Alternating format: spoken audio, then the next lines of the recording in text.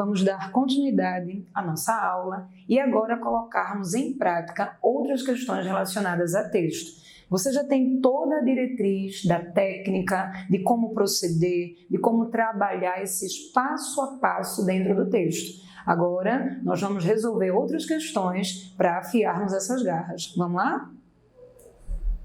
Nesse caso, o texto 1, cujo título é Preconceito, a gente vai dar exatamente os mesmos passos. Avaliar o que diz o enunciado e trabalhar aqui com ele. Ao avaliar a gravidade e a extensão dos preconceitos, o autor os condena, sobretudo, por uma razão.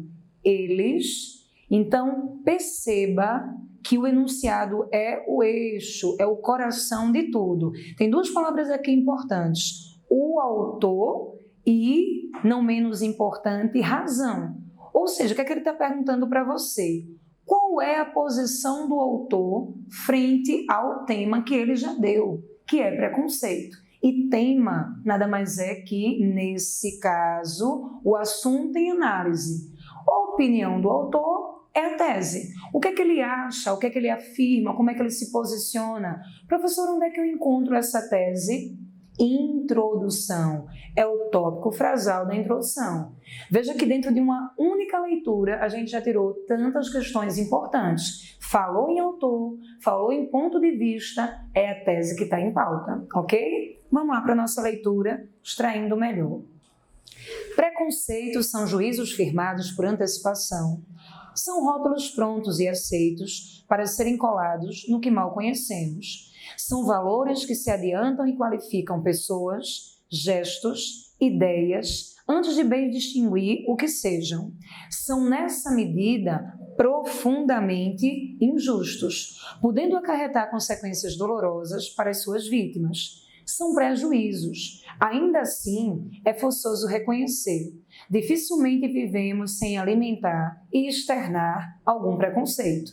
São, em geral, formulados com um alcance genérico.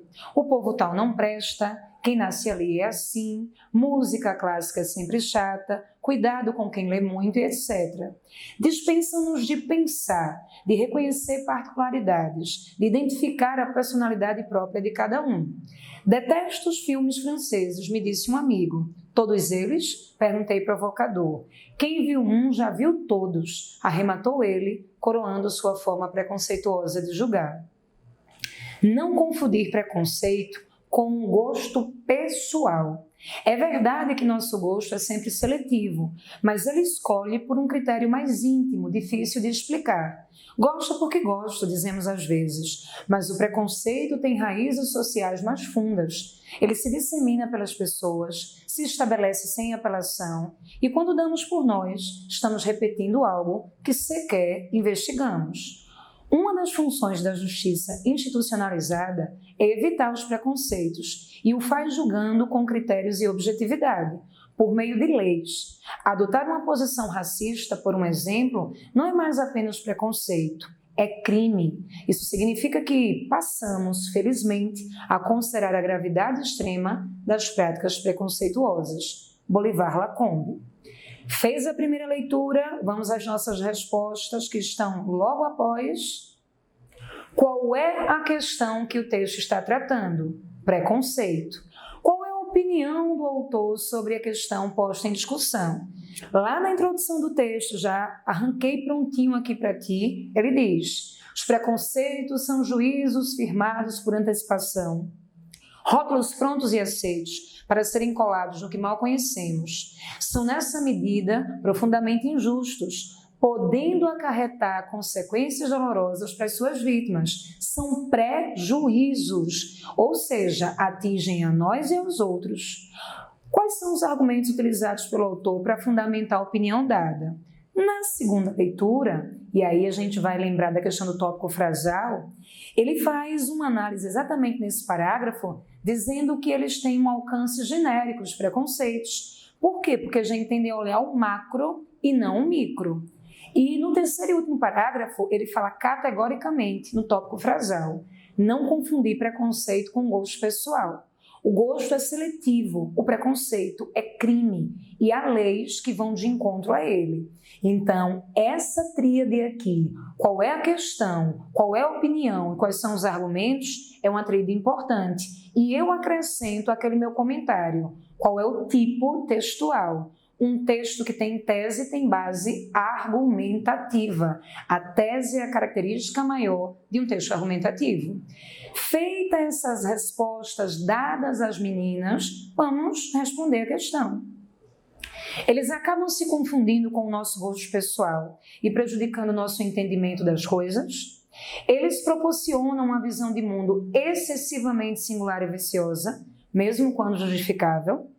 Eles promovem profunda injustiça ao julgarem pessoas ou coisas a partir de valores firmados, acarretam máximos prejuízos para quem os alimenta, não atingindo as opiniões que circulam socialmente, deformam nossa visão de mundo por serem muito detalhistas, distraindo-nos do foco principal.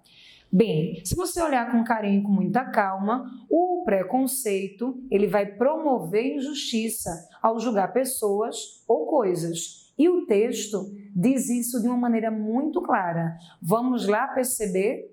São nessa medida profundamente injustos, podendo acarretar consequências dolorosas para as suas vítimas, porque são pré-juízos. Esse parágrafo introdutório carrega consigo a posição do autor, isto é, a sua tese. E a nossa resposta? Letra C de comemoração. Caminha, porque a gente tem muito ainda a enfrentar. Atente para as seguintes afirmações.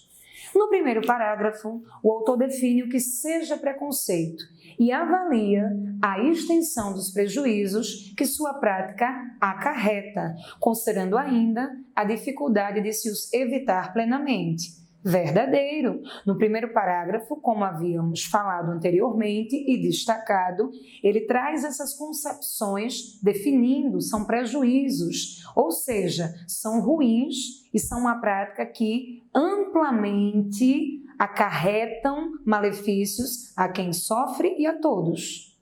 No segundo parágrafo, o autor reconhece na prática algumas formulações preconceituosas, reforçando a ideia de que os preconceitos impedem uma identificação adequada das coisas e pessoas. Sim, porque eles têm um alcance genérico, escondendo as peculiaridades das pessoas e ampliando apenas o macro.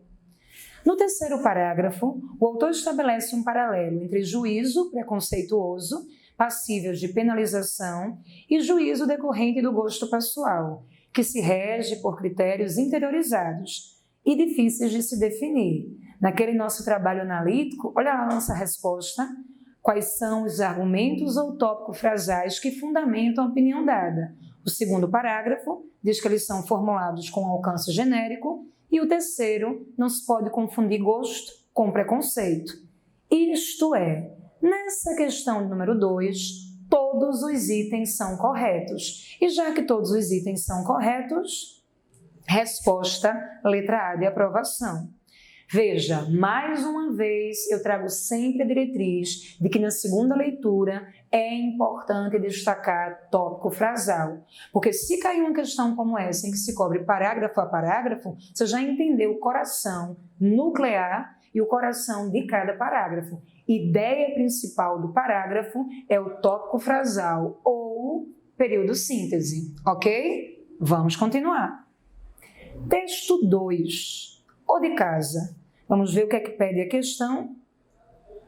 A partir da leitura do texto, conclui-se corretamente que, com relação ao mundo moderno, o autor demonstra ter, veja, conclui-se corretamente, destaca isso aí. É uma questão de interpretação que solicita a visão do autor sobre as mudanças do mundo moderno. O Cabra já disse tudo o que quer e já disse o assunto também em pauta. Ok? Então se liga. Vamos lá fazer uma análise global do texto. O de casa. Acredito que acabei me adaptando a esse mundo moderno. Esse mundo de Facebook, Instagram, WhatsApp. Sem saudade de quê? De um álbum de retratos com as folhas separadas por papel celofane? De um envelope verde e amarelo debaixo da porta? Talvez, mas saudade de rebobinar uma fita cassete, nenhuma. Custei a me adaptar a algumas coisas, escrever direto no computador, bater fotos sem filme, ter uma agenda eletrônica, mas hoje acho tudo isso o máximo, ao ponto de não ter a mínima saudade da minha máquina de escrever Hamilton, dos filmes Ektachrome ou da minha agenda Pombo com capa de couro. Hoje cedo, eu me lembrei da minha mãe à beira do fogão, separando os marinheiros do arroz e tirando as pedras do feijão. Quando a campainha tocava, ela sempre exclamava: "Quem será?" O mundo era assim. As pessoas iam à casa das outras sem avisar, sem hora nem dia marcado. Chegavam de repente, sem mais nem menos, por mais amigo que seja. Quem hoje bate na porta do outro sem avisar? Há 3 semanas que eu estou combinando um almoço com um grande amigo. Quando eu posso, ele não pode. Quando ele pode, sou eu quem não posso. Já trocamos uns 5 e-mails e uns 10 recados pelo celular.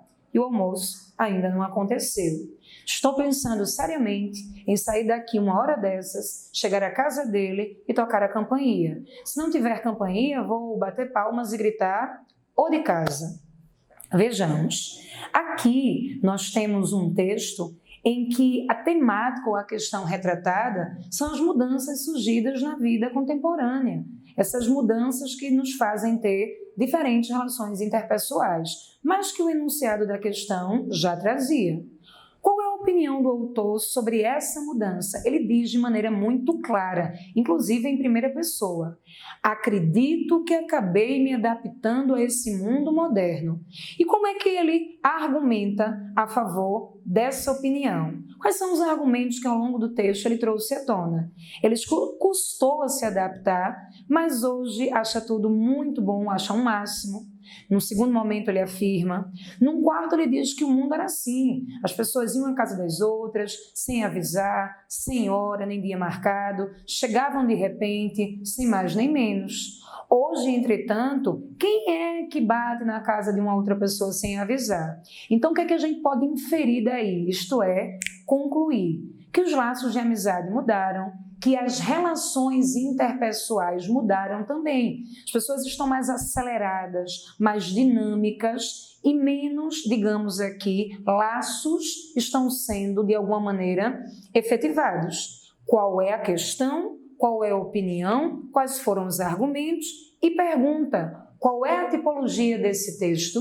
Esse texto tem sim um caráter argumentativo, ainda que em primeira pessoa, e um caráter narrativo que permeia esse texto. Então, as 4 perguntinhas sempre precisam ser respondidas. Essas 3 e aquela primordial que eu já acoplava: qual é o tipo, qual é o tema, qual é aqui a tese e agora quais são os argumentos também, ok? Vamos acertar a questão. A partir do que for lido, podemos então perceber que o autor demonstra ter um comportamento indiferente, pois ele, nesse caso aqui, verifica os benefícios advindos com a modernidade, que eles não alteram sua rotina de maneira significativa. Mentira! As mudanças alteraram substancialmente sua vida. Uma sensação de frustração, pois esperava que as transformações da modernidade fossem tornar sua vida profissional mais fácil, também não nos satisfaz. Uma atitude de empolgação, pois percebe que as inovações tecnológicas permitiram um contato mais próximo entre as pessoas. Ao contrário, a gente tem uma atitude de percepção de que as inovações, elas aproximam os distantes e afastam os próximos. Um julgamento reprovador, pois considera que alguns hábitos são insubstituíveis, como receber cartas em envelope debaixo da porta. Tampouco. Um sentimento ambivalente, ou seja, duplo. Ele aprecia as mudanças, mas se mostra um tanto quanto crítico, reflexivo, quanto ao comportamento das pessoas, muito distinto de épocas atrás. Então, perceba, esse sentimento de ambivalência é o sentimento duplo de gostar do que aconteceu, realmente foi positivo, as mudanças foram positivas, mas também constatar que as relações interpessoais, elas estão completamente distintas do que um dia ele viveu. Das lembranças que tinha, por exemplo, da mãe ao comportar-se com outras pessoas. Convictamente, letra E de expectativa, é a tua resposta, meu querido candidato que vai conseguir essa aprovação. Vamos, por fim, fazer a nossa última questão e solidificar, cristalizar em mente tudo que nós aprendemos sobre texto até então. Vamos lá? Bem, texto 3, vamos fazer o mesmo passo, sendo extremamente repetitiva. Ler o enunciado da questão. Quanto ao emprego de termos estrangeiros em nosso país, a posição do autor consiste, resumidamente, Capra já te deu o tema e já te deu o pedido. Eu quero a tese sobre os estrangeirismos, porque ele mencionou posição do autor. Vamos recordar? A questão primordial do texto é tema. A posição do autor, a visão do autor, a tese propriamente e a percepção dele sobre o tema. Vamos ler, vamos trabalhar também com esse texto. As palavras que nos exprimem. Há palavras estrangeiras absolutamente necessárias para a nossa comunicação, como é o caso de termos técnicos ligados à computação ou de vocábulos cujo sentido muito específico na língua original torna muito difícil ou quase impossível encontrar tradução adequada.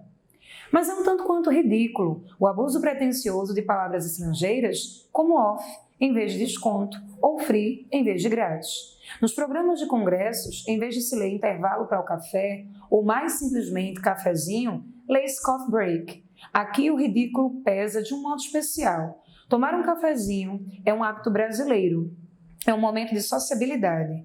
Antes dos shopping centers, eis aqui uma expressão estrangeira já integrada em nossa vida, havia no país incontáveis cafés de rua, pequenos estabelecimentos que eram pontos de conversa amiga. Desde o século XIX, o Brasil teve boa parte de sua economia sustentada pelo café. Exportou café para o mundo, criaram-se muitos postos de trabalho, fortunas se fizeram. Exportamos, exportamos, exportamos. E, de repente, ele volta para nós importado, com sotaque americano como prova de prestígio. Coffee break. É como se a matriz central devolvesse para a filial da periferia aquela banana importada que agora volta com selo de exportação para os que acham que em inglês tudo fica mais importante. Para aceitar aquilo que os estrangeiros possam ter de melhor, não é preciso subestimar o que seja legitimamente nosso e alimentar assim um tolo complexo de inferioridade. Vejam, o tema desse texto está muito claro: estrangeirismos. Isso é fato. E a posição do autor também está muito clara. Volta comigo aqui no seu parágrafo inaugural. Ele fala de maneira muito categórica que há palavras que precisamos, principalmente como termos técnicos, por não haver na língua materna um termo que eu possa utilizar. Mas, porém, contudo, todavia, no entanto, continuidade do pensamento, é ridículo e pretensioso usar palavras estrangeiras quando a língua já tem termos que abarquem. Então, ele dá o exemplo de off em vez de desconto, ou mesmo de coffee break em detrimento a cafezinho, dentre outras que poderíamos citar. Eu tenho aqui tema e eu tenho aqui a postura do autor, a tese. E para completar o circuito, eu tenho também uma pergunta. Se tem um ponto de vista, se tem um argumento, esse texto tem base o quê? Eminentemente argumentativa. Ok? Então vamos lá, vamos acertar a questão. Quanto ao emprego desses termos, o que podemos aqui verificar da posição do autor? Ele vai abolir toda e qualquer palavra ou expressão cujo sentido técnico esteja fora do alcance do brasileiro. Palavra forte, abolir, ele não pensa assim. Discriminar esse uso, justificando em cada caso a razão pela qual devem ou não ser evitados. Falso. Acatar, desde que a razão disso seja o fato de não haver expressão similar em nossa língua, ou seja, serão aceitáveis os estrangeirismos desde que não haja um vocábulo que dê conta em língua portuguesa. E ele foi bem complacente em relação a isso. A letra C, uma bela moça. Tolerar essa prática, uma vez que ela já está arraigada no uso comum do falar brasileiro. Veja, eu tenho ciência que os estrangeirismos são parte constitutiva da nossa língua, mas ele em nenhum momento falou em prática arraigada ao uso. Essa é a pegadinha, é o distrator, não nos serve.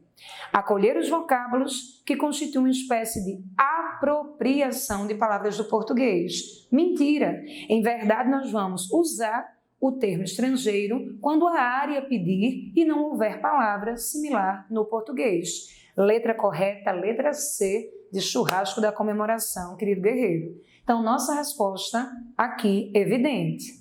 Vejam, nós vamos encerrando esse ciclo por aqui, mas na parte gramatical a gente vai falar um pouquinho de alguns oportunos conteúdos. Segura aí, volta aos teus estudos, refaz aqui a análise das aulas, vai fazer questão, bota a mão na massa, porque eu tenho uma certeza plena, no dia D dessa prova, você vai fazer todas as questões, fechar e conseguir o teu sonhado cargo público. Estamos aqui contribuindo para isso, eu só quero o teu melhor. Então a gente vai encerrando por aqui, desejo sempre muito sucesso, bons estudos e já já a profa volta. Beijo grande, até mais!